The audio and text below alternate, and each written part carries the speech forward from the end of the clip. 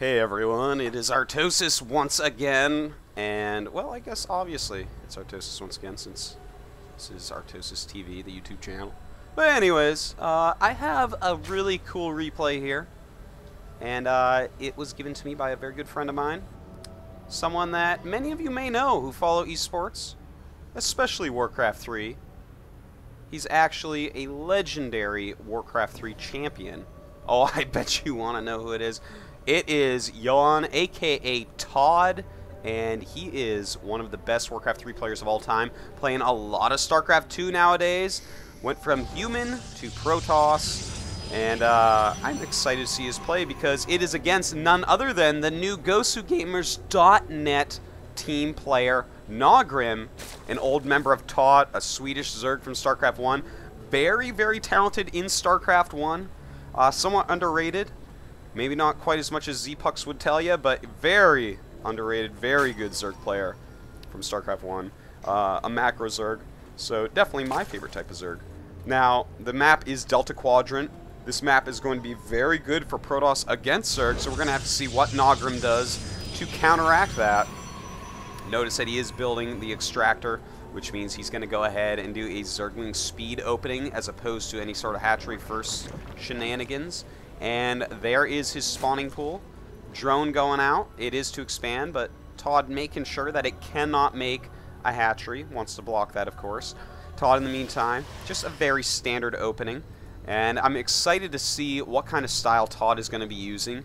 Because, well, don't correct me if I'm wrong, but in WarCraft 3, humans normally got extra bases. You know, they weren't just sitting on one base for 100 years like I've seen a lot of WarCraft 3 games happen that didn't have humans in them.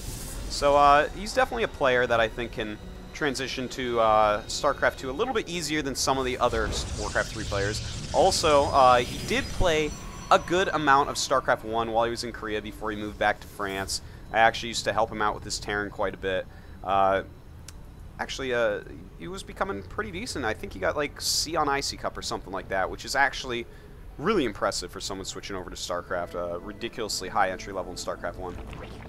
Naugrim taking this gas, and I gotta wonder if he's gonna keep it there the whole time.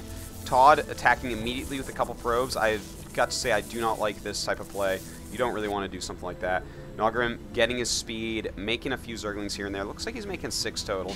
And just standard play here by ToD. And, you know, by doing this, you kind of make the Protoss player want to go for the 4 Warp Gate Rush with 1 gas, which is basically the easiest build in the entire world to do. Can you see that? No, he can't. Okay, so anyways, Naugrim keeps on canceling, and this is just so that he can run the drone off at the last second and scout the base as best he can. So we're going to have to see exactly what ToD's going to do. It looks like he might be going for the 4 Warp Gate Rush. It'll be just Zealots and Stalkers if he does go there. But no, he is making a Sentry. So very strange build. Or he might just be trying to take this gas off and get the gas and just do a 3 Warp Gate expansion. But no, in fact, he's going to make another Warp Gate. And very peculiar. Normally with this build, you only make Stalkers and Zealots because you don't really have the gas to support sentries, but we'll just have to see. Looks like this drone gonna come and scout everything. Oh my god, it sees all 4 gates, and it looks like it... Oh, it goes up and gets killed by probes immediately. Anyways, he saw all 4 gateways, but Yoan taking this extra gas. Interesting. In the meantime, we have Naugrim, who just saw 4 gateways. He's made some extra Zerglings here. He's got a Roach Warren up. You got to be careful about that. Let's take a look at the drone count. 24 drones. Okay, so he's got a good amount of drones, but the thing is, against these 4 Warp Gate rushes, you got to be careful. You know, Zerglings against just the 4 Warp Gate no Sentry rush, that's what you want to do against that. But against the other ones, yeah, Roaches can be very useful. So, just an interesting thing that we see Naugrim doing here. Is making that Spine Crawler. This Overlord trying to check out... Ooh. No! Oh, I was trying to hit V, but I hit V apparently. Okay, anyways, it only rewinded for like 1 second. Get over it, nerds. It looks like ToD is actually going to expand. This is very, very peculiar. I wonder if he will is he? I don't know. He's saving up minerals, it looks like, for a Nexus. Yeah, he is going to go ahead and expand off 4 warp gates and a delayed sinking gas, so kind of interesting. You know, by making the 4 warp gates, he's going to have those extra units, which will make him feel pretty confident against any attacks that do happen. Now, throwing up that forge to feel even more safe. This is equivalent of his towers in WarCraft 3, I guess. And Naugrim, well, he's not really droning up, just making some more units here and there, making more and more roaches and zerglings. So we may be seeing an attack by Naugrim. He has just started up that layer.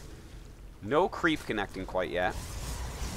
But I don't know. It is a little bit peculiar. I want to see, has Naugrim actually seen this? No, he has not seen that. He has seen the pylon. I'm surprised he hasn't run a Zergling in to actually check, hey, are you making a Nexus or not? Because when this pylon goes there, that might make you think he's making a Nexus. So you definitely want to check on that so you don't have to make as many units, because every single unit you make in the early game of Zerg impacts your economy greatly, because that could have been a drone. So, I mean, scouting is just of the utmost importance for Zerg, more so than even the other races, I'd like to say. So we see ToD just transferring down, making more and more units. Pretty safe play here. Not, I was going to say standard, but not standard. It is definitely a little bit different from what we've seen.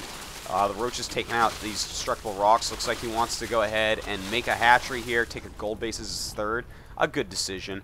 And while he realizes that ToD isn't going to attack, it'd be a great time to take out these rocks. This is a super easily defended expansion. It's basically a free third or fourth base for you. So, but the thing is, it's hard to have units back there when Protoss could attack across a very short distance at any time. But if he would just dart in there and see the... Oh, he has seen it now. He does have enough time to take these out, so it'd be great to see that from Naugrim, as well as maybe a little bit of creep connecting down to where it looks like he wants to go. Now, making more spine crawlers. Looks like he's just preparing for some sort of warp gate push, but it looks like ToD has other plans, just getting some upgrades, getting his gases going, playing a more defensive game, really getting his economy going. So it's very good play here by ToD at this point. There's Naugrim playing a little bit defensive. Looks like ToD got to scout over here with Hallucination. Hydralis Den going up. Is getting that +1 ranged attack.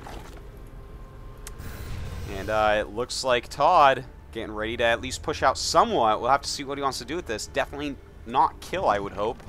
There are a couple spine crawlers, a lot of roaches, and a handful of speedlings around the map, so can't really do too much with this army right now except fake pressure and force more units out of Naugrim. The fact that is, he's making more roaches and more zerglings. Really not droning up quite enough. That's still not full saturation here. Almost playing it like StarCraft 1 Zerg at this moment, where you get your drones a little bit slower. Anyways, so we see that robotics going up for ToD. Looks like he wants to do very standard and safe 4 warp gate robotics. Ooh, he's playing a little bit of in control style here.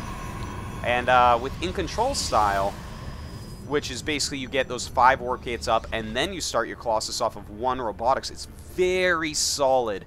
You actually don't need 2 robotics unless you went Stargates first. So, very nice by him there to actually... Oh, I'm sorry. I realize I might be moving around a little bit too quick in this replay. This is kind of how I watch replays.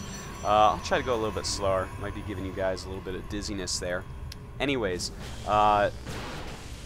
it looks like... Anyways, you can go with just warp gates and 1 robotics with Protoss for Zerg, and it's going to feel very comfortable. You just slowly build up your numbers, and that makes you a lot stronger against Corruptors. You're going to have a higher Stalker count, and you're going to be able to take out those Corruptors very quickly and very efficiently because, well, you don't really have the Colossus numbers that a heavy Corruptor user is going to want to fight against. So we see that it looks like he's going to walk in here a little bit. He does have those 5 sentries, 5 sentries. Ton of energy on them, so he can dictate the battle how he wants it. But this is a lot of units by Naugrim. He's got to be careful. Naugrim can reproduce a lot quicker than ToD can.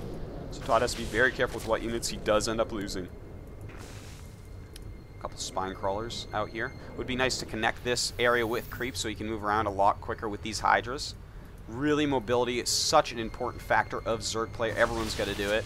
And we see... Ooh, ToD just keeps on pushing in a little bit. Throwing up some force fields.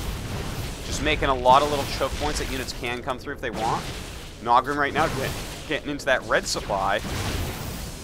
ToD with a few Immortals in here to help out those Roaches, but Naugrim making more and more Hydras as he realizes that there are no anti-Hydra units here. So Naugrim going to do a great job against ToD's army. He's got beautiful surface area with these Hydras, and ToD realizes, uh-oh, I got to get out of here. This is getting really, really dangerous.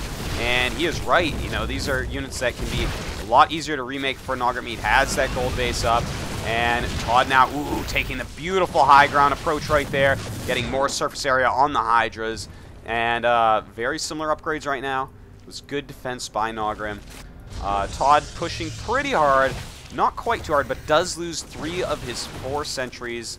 You got to be careful about that. As you lose sentries, the power of the Protoss army falls and falls and falls. You really need them to dictate how the battle's going to go.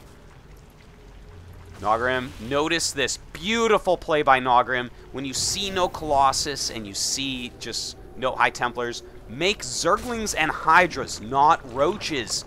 This army right here is made for Roach killing, okay? It's got the Immortals in there, it's got the Stalkers in there. Naugrim being very smart. Sometimes we see at Zerg players, they just mindlessly make the Roaches and the Hydras. And Naugrim, though, just this is how you do it. You force them into going for those higher tech units, and then you can go ahead and counter those a bit. He's got to be careful, though. If he overmakes Hydras, then the Colossus might end up being too strong. Notice that a Nexus going up right here, also taking out this gold area. If he can actually secure this location, he's basically half-mapped it, even though he doesn't have all those bases. It's a kind of half-map scenario, and that's just kind of zones out from where the Zerg can go, really narrows down for ToD where the expansions can be, which is quite nice. Now, let's take a look here. He is going Colossus now, is getting that Thermal Lance, and Naugrim should be getting a Spire by now. When you show that you have a lot of Hydras, one thing you want to do is you want to go ahead and automatically tech towards Corruptor, because you know that they are going to tech up to those Colossus to beat you with. So we see it is popping out, and this is going to do a huge amount of damage to these Hydras. The Hydras spreading out, but some of them in the back not being able to attack. He's got to be careful about that. And attacking across map into ToD with these Hydras doesn't turn out to be the greatest idea in the entire world ever, unfortunately, for Naugrim. Loses a huge army. You really got to play more defensive as Zerg. You don't just go 3 base and say, yeah, I'm going to go kill him. No, don't do that, guys. Just sit tight on your creep and crush armies. That's the way you got to play it. So it looks like ToD going to go back, put some more pressure on Naugrim. He's lost too many units, though. I don't know if he'll be able to hold this, especially with the Colossus coming out. He's still making the Hydras, still making the Zerglings. And ToD looking like his army is definitely superior. Let's take a look at the supplies. 119 for Naugrim, 144 for ToD. So ToD's got a good-sized army here. No longer has that base up there. It was canceled. So it looks like this is going to be very hard for Naugrim to actually attack into. It's got 2 Thermal Lance Colossus in here, and it looks like they're going to be able to crush through this Hydralisk army of Naugrim. Oh my, oh me, oh my, oh me, oh my. It looks like the gold base will be going down, and as that gold base goes down, there's not going to be a lot of a chance for Naugrim, but it looks like he's got a Nidus Worm out. No units popping out it quite yet. ToD, in the meantime, taking a random 3rd base right there. And these units of Naugrim going to fall. Is Naugrim going to use the Nidus? Oh, there we go. Is loading that up. And it looks like he is going to start attacking, a counterattack at ToD's base. And just a handful of Roaches here, just for a little bit of harassment, it looks like. Cannon harass them a little bit. ToD walking home.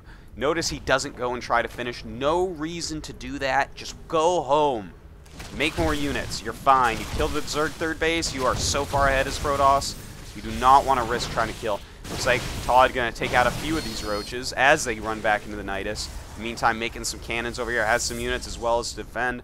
So he's going to go up to 3 base against just 2 base of Zerg. But Naugrim is, in fact, taking his 3rd as well.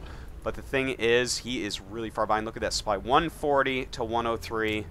Oh, man. A Spire is on the way, but it seems like it's going to be too little too late. Only 3 Colossus out. This is the beautiful thing about this style of play. When you go for just 1 Robotics, you don't get too many Colossus. And you're like, how could you have too many Colossus? Well, you have enough Stalkers that when those Corruptors come out, how are the Corruptors going to kill these? The Stalkers are just going to pound into them. It's going to make it very hard for Naugrim to take them out. but we will see. He is not even making any preps at this point, just making some of these units that make a lot quicker. And it looks like this is going to be pretty bad. Too many units here for ToD. And oh my, oh my, oh my. This is it. That is all of Naugrim's units. GG from Naugrim. And it looks like ToD, the WarCraft 3 champion and hero of that game, pretty good, I have to say. Naugrim, a very good macro Zerg player from StarCraft 1, and ToD just totally owned him up there. So, GG, and thanks y'all for watching.